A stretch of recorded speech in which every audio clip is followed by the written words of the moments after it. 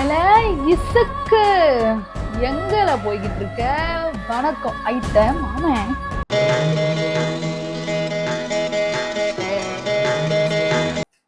இப்படி பீரியட்ஸ்க்கும் ஒரு சில நார்மல் டேஸ்க்கும் நடுவுல அற்ப வாழ்க்கை வாழ்ந்து கொண்டிருக்கும் என்ன போன்ற சகோதர சகோதரிகளுக்கு wish you a happy women's day.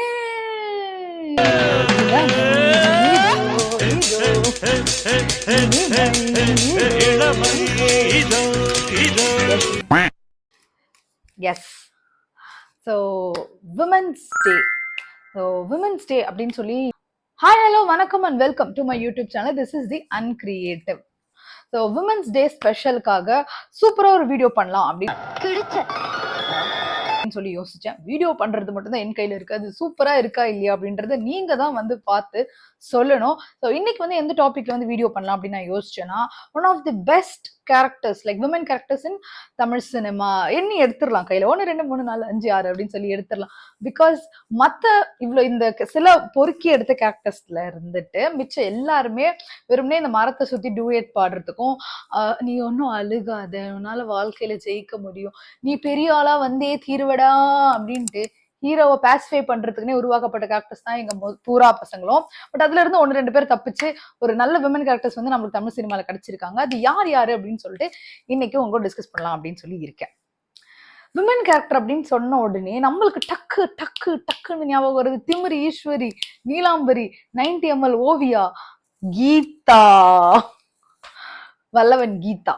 So இவங்களாம் தான் நம்மளுக்கு வந்து ஞாபகம் வருவாங்க கரெக்டா. சரி, பிகாஸ் அதுலயுமே சரி அந்த படத்துலயுமே சரி இவங்க ஒரு மாதிரி இண்டிபெண்ட், படிச்சவங்க, திமிரு பிடிச்சவங்க, பட் வில்லி அந்த மாதிரிதான் வந்து போர்ட்ரே பண்ணிருப்பாங்க. நம்மளும் வந்து வளர வளர வந்து ஒரு காலத்துல அவங்க வெறுக்கிறத தொடங்கி அதுக்கப்புறம் வந்து நம்ம வந்து அவங்களுக்கு பிடிக்க ஆரம்பிச்சிச்சு. விமன்டா, இண்டிபெண்ட் விமனா நீலாம்பரி மாதிரி இருக்கணும், வந்துட்டு கீதா மாதிரி இருக்கணும், வந்து திமிரு ஈஸ்வரி மாதிரி இருக்கணும் அப்படி சொல்லி நம்ம வந்து வந்து என்ன சொல்றது நம்ப ஆரம்பிச்சிட்டோம்.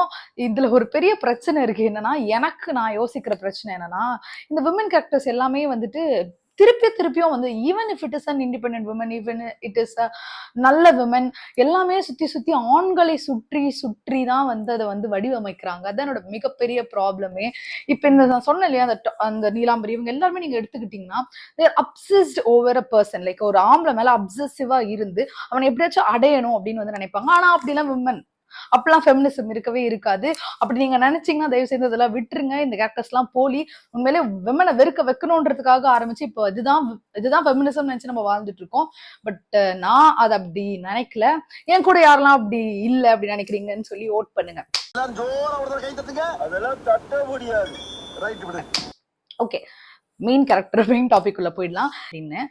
ஸோ ஃபர்ஸ்ட் வீடு அப்படின்னு சொல்லி பாலு மகேந்திராவோட ஒரு படம், பழைய படம். அது வந்துட்டு அந்த படத்துல வந்துட்டு அர்ச்சனா அப்படின்னு ஒரு கேரக்டர் வந்து நினைச்சிருப்பாங்க. அது அந்த டைம்ல வந்து விமன் சென்ட்ரிக்கான ஒரு படம். அந்த படத்தோட ஹீரோயின் அப்படின்னு சொல்றது அந்த படத்தோட ஆக்டர் மெயின் லீட் ரோல் வந்து அர்ச்சனா அப்படின்றவங்க தான். ஸோ அந்த படத்துல வந்து அந்த ஒரு வீடு வந்து கட்டணும்னு நினைப்பாங்க. அதை சுத்தி இருக்க டைனமிக்ஸ், ஒரு வீடு கட்டணும் அப்படின்னா அதுல இருக்க கஷ்டங்கள், ஒரு மிடில் கிளாஸ் ஒரு சொசைட்டில ஒரு வீடு கட்டுறதே கஷ்டம். மிடில் கிளாஸ்ல இருந்துட்டு ஒரு விமனா ஒரு வீடு கட்டணும்னு நினைக்கும் போது தனியா இருந்து அந்த சொசைட்டில அவங்க என்னெல்லாம் வந்து ஃபேஸ் பண்றாங்க, என்னெல்லாம் அவங்க வந்து கோத்ரூ பண்றாங்கன்றது அந்த படத்தோட கதை. ரொம்ப அழகா ஒரு விமனோடைய ஒரு ரெசிலியன்ஸ், விமனோட ஒரு உண்மையிலே ஒரு இண்டிபெண்டன்ஸ், அவங்களுடைய ஒரு எய்ம் என்ன அப்படின்னு கேட்டா வந்து நீலாம்பரி இவங்களுக்குலாம் வந்து அவங்க எய்ம் வந்து என்னவா இருக்குன்னா ஆம்பளை அடையணும்ன்றதுதான் இருக்கு. பட் உண்மையிலே விமன் சென்ட்ரிக் பிலிம் அப்படின்னு சொல்லி பாலு மகேந்திரா எடுத்து காமிச்சு இருக்கிறாரு. அவங்களுக்குன்னு ஒரு எய்ம் இருக்கும், அவங்களுக்குன்னு ஒரு வாழ்க்கை இருக்கும், அவங்க சில விஷயங்கள்லாம் ஆசைப்படுவாங்க, அதை அடையணும்னு நினைப்பாங்க. அப்படி ஒரு பொண்ணான ஒரு கேரக்டரை வந்து நான் அர்ச்சனாவை பாக்குறேன். வீடு பட அர்ச்சனாக்கு ஒரு உம்மா, அந்த டைரக்டர் பாலு மகேந்திரா சாருக்கு ஒரு உம்மா. ஸோ நெக்ஸ்ட் வந்து நான் யார் எனக்கு ரொம்ப பிடிக்கும் அப்படின்னு சொன்னீங்கன்னா, ரீசெண்டா வந்து கார்கி படம் வந்துருக்குல, ரீசெண்ட்ல ஒரு 2 3 4 இயர்ஸ் ஆயிடுச்சு அது. ஸோ கார்கி படத்துல வந்து சாய் பல்லவி எனக்கு ரொம்ப ரொம்ப பிடிச்ச கேரக்டருங்க கோலிவுட்ல. பிகாஸ் ஆக்சுவலி அந்த படம் பார்க்கும்போது ரொம்ப ட்ராமடைசிங்கா இருந்துச்சு எனக்கு. நம்ம எப்பவுமே அந்த படத்துல வந்து நம்ம எப்பவுமே ஒரு வில்லன் கெட்டவங்க அப்படின்னு நம்ம நினைக்கும் பொழுது தேர்ட் பர்சன் தான் நினைப்போம். நம்ம வீட்டுல இருக்கிற ஒருத்தரை, நம்மள சார்ந்த ஒருத்தவங்க நம்ம நினைக்கவே மாட்டோம். பிகாஸ் அவங்க நல்லவங்களா தான் இருப்பாங்க, அவங்க நல்லவங்க தான். ஆனா நினைச்சு பாருங்களேன், இங்க இவ்வளோ ரேப் நடக்குது, இவ்வளோ கெடுதல் நடந்துகிட்டு இருக்கு, இவ்வளவு கெட்டது நடக்குது. அப்ப யாரோட அப்பா, யாரோட தம்பி, யாரோட அண்ணனுமே அதை பண்ணல, யாரோட ஹஸ்பண்டுமே அதை பண்ணலன்னா அது யாருதான் பண்றா? சோ தப்பு பண்றவங்க யாரோ ஒருத்தருடைய அப்பா, யாரோ ஒருத்தரோட அம்மா, யாரோ ஒருத்தருடைய ஹஸ்பண்ட், யாரோ ஒருத்தருடைய அண்ணன் தம்பி தான் இல்லையா? சோ அந்த ஒரு டைனமிக்க ரொம்ப சூப்பரா வந்து அந்த படத்துல பேசியிருப்பாங்க. அத சாய் பல்லவி ஹேண்டில் பண்ண அந்த விதம், அந்த ஒரு செகண்ட் அந்த ஒரு குழந்தைக்கு நடந்த அந்த கொடுமை தன்னுடைய அப்பாவாலும் தெரிஞ்சதுக்கு, அது அப்பாவாவே இருந்தாலுமே இன்னொரு ஒரு பொண்ணுக்கு நடந்த அந்த கொடுமைக்காக நான் நிப்பேன் அப்படின்னு சொல்லி அவங்க நின்றுப்பாங்க. அது அது அப்பாவாவே இருந்தாலுமே அந்த இடத்துல பண்ணது தப்பு தான் அப்படின்னு சொல்லி தன்னோட அப்பாவையுமே எதிர்த்து அவங்க வந்து அந்த கிளைமேக்ஸ் வந்து ட்ராமடைசிங்கா இருந்தாலும் அது தட்ஸ் மச் நீடட் கிளைமேக்ஸ். அந்த படத்துல ஒரு பயந்த ஒரு பொண்ணா, ஒரு மாதிரி சொசைட்டிக்கு வந்து ஒரு இதெல்லாம் எதுக்குமே ஃபர்ஸ்ட் முன்னாடி போய் நிக்காம எல்லாத்துக்குமே ஒதுங்கி நின்று பாக்குற ஒரு பொண்ணா அவங்கள அந்த லைஃப் அந்த அந்த வாழ்க்கையில வர சில விஷயங்கள் எப்படி மாத்துதுன்றது அந்த கதை ரொம்ப நல்லா இருக்கும். எனக்கு ரொம்ப பிடிச்ச ஒரு கேரக்டர் சாய் பல்லவி கார்கி படத்துல. அருவி மூவில நடிச்சவங்கள எனக்கு ரொம்ப ரொம்ப பிடிக்கும். அருவி மூவி கேரக்டர் அது ஒரு மாதிரி என்ன சொல்றது, கிரேன்னு எனக்கு சொல்ல முடியல, பட் அதுதான் ரியலிஸ்டிக்கா நடக்கக்கூடிய சில விஷயங்கள் இல்லையா? ஒரு பெண் ஏதோ ஒரு சிச்சுவேஷனால தனியா வாழணும் அப்படின்னு அவங்க வீட்டை விட்டு ஸ்டெப் டவுன் பண்ணிட்டாங்கன்னா அவங்க என்னெல்லாம் கொடுமை அனுபவிப்பாங்க அப்படின்றது அந்த படத்துல வந்து அந்த பொண்ணோட அந்த கேரக்டர். ஆனா அவ வந்து அதை ரொம்ப ப்ரெஷர் பண்ணிக்காம ரொம்ப இதுதான் இப்படிதான் இருக்கு, இப்படிதான் வாழ்ந்துட்டு இருக்கேன் இதுதான் அப்படின்னு சொல்லி ரொம்ப தூய்மையா அந்த பெண் தூய்மையானவள், தூய்மை அடைகிறவள், சாமிக்கு சமம் அப்படிலாம் பண்ணாம இப்படிதான் இருந்துச்சுன்னா எனக்கு இப்படிதான் வாழ முடியுது, அதுல எனக்கு எதுவும் தப்பா பிரச்சனையா தோணல எனக்கு அப்படின்ற மாதிரி அந்த கேரக்டர் எனக்கு ரொம்ப பிடிக்கும். ஆக்சுவலி அது உண்மையான ஒரு இண்டிபெண்டன்ஸ், அது ஒரு உண்மையான ஒரு ஃபெமினிசம் நினைக்கிறேன். ஏதோ ஒரு காரணத்தால ஒரு மெடிக்கல் விஷயத்தினால அவங்க அப்பா அம்மாவே நம்பல, ஒரு பெண் ஒரு எய்ட்ஸ் அப்படின்னு ஒரு வந்துச்சுன்னா அவ ஒரு கேடுகாட்டவளா தான் இருப்பான்னு சொல்லி அவளை வீட்டை விட்டு துரத்திடுறாங்க. ஸோ அதுக்கப்புறம் அவ வந்து எப்படி வந்து வாழ்றா, அவ எய்ட்ஸ் அப்படின்ட்டு அந்த ஒரு இதுல இருந்து வெளியே வந்ததுக்கு அப்புறம் எவ்வளவு ஆண்கள் வந்து அவளை தப்பா வந்து அணுக வந்து ட்ரை பண்றாங்க. சில இடத்துல அவ வளைஞ்சு கொடுக்க போக வேண்டிய, வளைஞ்சின்னு இல்லைங்க, இதுனா வளைஞ்சு கொடுக்க போறதுக்கு என்ன இருக்கு, தே ஆர் அபியூசிங் ஹர், அவ்வளவுதான். சோ அந்த இடத்துல வந்து அது வேற வழி இல்லாம வாழ்றதுக்கான சில நிலைமை ஏற்படுது. சோ அந்த சில விஷயங்களை வந்து தாங்கி வாழக்கூடிய அந்த அருவி கேரக்டர் உண்மையிலேயே ஒரு சூப்பரான ஒரு இண்டிபெண்டன்ட் விமனா என் கண்ணுக்கு தெரியுறாங்க. அவள் அப்படித்தான் அப்படின்ற அந்த படத்துல ஸ்ரீபிரியா அந்த காலத்துல அப்படி ஒரு படம் எடுத்து வந்து அது ரொம்ப ஒரு சூப்பரான ஒரு படம். அந்த டைம்ல அவ்வளவு ப்ராக்ரெசிவான ஒரு படமா, ஒரு ப்ராக்ரெசிவான விமனை உண்மையாலுமே கரெக்டா காட்சிப்படுத்தி இருந்திருப்பாங்க அந்த டைம்ல. இந்த படம் எனக்கு வந்து பார்க்கும்பொழுது ஜெயகாந்தனுடைய சில நேரங்கள் சில மனிதர்கள்ல வர அந்த பெண் கேரக்டர் அவ்வளோ அழகா வந்து இருக்கும். இது ரெண்டுத்துக்குமே எனக்கு ஒரு ரிசம்பிளன்ஸ் இருக்கு மாதிரியே எனக்கு தோணிட்டு இருக்கும். நெக்ஸ்ட் எனக்கு ரொம்ப ரொம்ப ரொம்ப ரொம்ப மனசுக்கு நெருக்கமான ஒரு கேரக்டர், எனக்கு ரொம்ப பிடிச்ச படம், பாடல்கள் வந்து ரொம்ப சூப்பரா இருக்கும். மறுபடியும் அதுல வந்து துளசி அந்த கேரக்டரை வந்து ரேவதி பண்ணியிருப்பாங்க. ஒரு மாதிரி ரொம்ப சேடான ஒரு படம் அது. நான் எப்பவுமே எனக்கு ரொம்ப கஷ்டமா இருந்தேன் அந்த அந்த படம் அந்த படத்துல வர நலம் வாழ என்னாலும் என் வாழ்த்துக்கள் அந்த பாட்டு எனக்கு ரொம்ப பிடிக்கும்.